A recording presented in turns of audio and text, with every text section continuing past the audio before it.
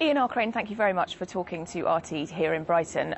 Now, tell me, what is deep geopolitics? Deep geopolitics is looking at the underlying global agenda.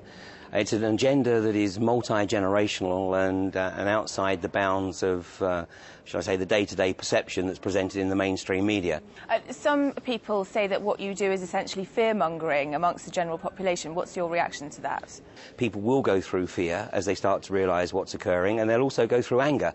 But when they actually get through that and they start to see the bigger picture, then it actually is very empowering to be able to actually understand what's going on and see that bigger picture. Middle East, we've seen a wave of revolutions across North Africa and the Middle East. You have things that you call false flag events. Do you think that these revolutions also were false flag events? At this stage of the game, it's very difficult to say. I think that things in the Middle East have been unfolding at a phenomenal rate of knots. What I do perceive, though, is that the ultimate target was indeed Libya all along. Let's just have a look at a couple of things here. On January the 4th of this year, the UN was about to release a report which actually was praising Gaddafi as a model leader in the Arab world. And, you know, let's just also recognise one remarkable piece of coincidence. All of the countries that are tagged by the mainstream media on behalf of the political elite, all of the countries tagged, such as Venezuela, Cuba, Libya, Iraq, Iran, North Korea, all have one thing in common, or had one thing in common, and that is they are free of debt from the World Bank. That they are not locked into the World Bank and the IMF. They have their own banks, they issue their own currency. And we also have to recognise the remarkable coincidence between Gaddafi's statement that he was going to start issuing gold dinar and demanding that his oil was purchased in gold. And then the next thing we know, of course, then we have a popular uprising. Now, this was brilliant. It was a brilliant strategy, because when Tony Blair and George Bush announced in 2002 that they were planning to launch a regime change event on Iraq, millions of people hit the streets across the Western world. But this time, effectively, the same has, or is in process in Libya, as was done in Iraq, what would that be, 8 years ago, in 2003. And yet this time, because, if you like, the scene was set through other popular uprisings, Libya just seemed to be the next natural part of the process. And then the next natural part of the process, it seems, is Syria now. The EU has just applied sanctions to Syria. What do you see developing in that situation? Well, I think actually what's happening elsewhere, particularly in Syria, is deliberately contrived to take the attention away from Libya. The goal is Libya. The goal is control of not just the oil in Libya. Libya's debt was less than 1 month of its GDP. So it was no debt, that was just working capital. But it's not just the oil, because in addition to supporting his country, I mean, let's understand that, you know, Gaddafi paid a social wage. Every Libyan of working age received the equivalent of $1,000 a month. And it was up to them whether they worked or not. So, you know, Gaddafi was putting money back into the community. All education was free. He was not in debt to the World Bank. I'm not suggesting that everything about Gaddafi was wonderful. I think the appropriate term to describe Gaddafi would be a benevolent despot. But nonetheless, he wouldn't buy into the overtures of the World Bank. He was also spending a significant chunk of the oil revenues on developing the massive ancient underground aquifers. And he developed an incredible engineering network to take the water from these aquifers and effectively turn the northern Sahara Desert, the Libyan Sahara, into arable farmland. So this would potentially not only make Libya even more independent, but also enable it to effectively become a pseudo-superpower, you know, within that region.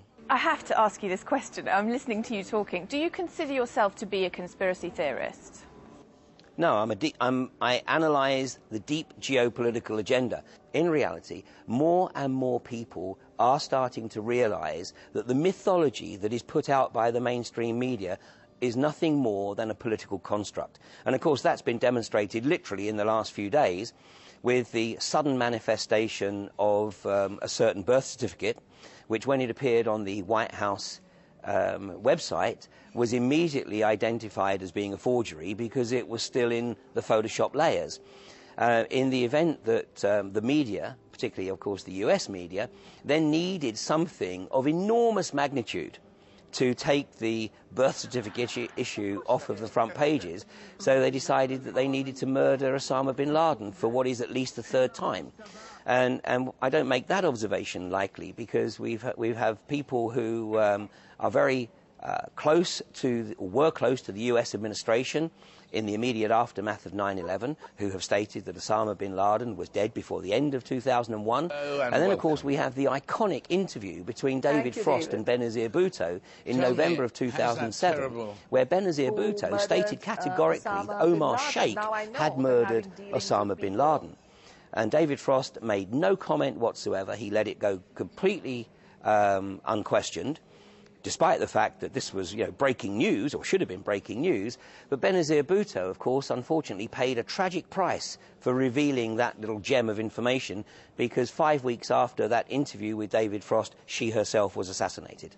So you're saying that the supposed assassination of Osama bin Laden was in an attempt to cover up the allegations that Obama wasn't born in the United States? It's certainly having that effect, isn't it? And of course now what's happening is that the story is unraveling. It's unraveling rapidly. The US administration is finding it extremely difficult to stay with a single script, because more and more people are starting to spot holes in the script, and of course as they ask more questions, and it's like any lie. Once people are exposed as lying and you probe that lie, then they have to come up with more lies to cover the gaps in the original lie. I mean, we saw this piece of footage that was released that was allegedly Osama bin Laden watching TV in his luxury compound. And, I mean, close analysis of that photograph shows that it's nothing like any of the photographs of Osama bin Laden. But, I mean, this story has still got some legs. I'm not suggesting that after a few days we know all the facts. But what I am suggesting is that, people should not be taking the version of events offered by the mainstream media at face value, and we should actually take it as beholden upon all of us to dig as deeply as possible to establish what we believe to be the truth. It's just over a year since the massive oil spill from BP in the Gulf of Mexico. You suggest that it wasn't, in fact, caused by a technical failure or incompetence in any way, that you think that something deeper and more sinister lurks behind it. Well, and my reason for that belief is that there are some very, very important questions that both BP and the US government have done their utmost to make sure don't get asked. And to be very specific, the Deepwater Horizon at the time had one of BP's most experienced company men on the rig. It was a guy called Ronald Sepulvado. And Sepulvado was taken off the rig supposedly to attend a course in Lafayette, Louisiana. Now, it's remarkable that BP's most experienced company man should be taken off the rig to learn how to use the BOP at the most significant juncture of the drilling operation, i.e. just as the well's about to reach completion. The person that was put on the rig to replace Sepulvado was a guy called Bob Kaluza. Now, Bob Kaluza is the complete antithesis of Sepulvado. He was a young guy. He had no deep water drilling experience. His only experience was land drilling. And he was the main man. He was the head honcho on the rig when the disaster occurred. Why BP would want to deliberately pour oil into the Gulf of Mexico? I'm not suggesting that the script was actually written by BP. In fact, individuals within BP, unfortunately, are potentially part of, how shall I say, a hidden hierarchy. The questions need to be asked. Who took the decision to put Bob Kaluza on that rig? These are questions that haven't been properly answered by the Gulf Coast hearings. And Bob Kaluza has declined to appear before the Gulf Coast hearing by pleading the Fifth Amendment, i.e. that if he does give evidence, any evidence he gives may likely incriminate him. And people can look this up for themselves and see the YouTube video clip of the United States Senate deliberately overturning the request for the Gulf Coast hearings to be given the power of subpoena.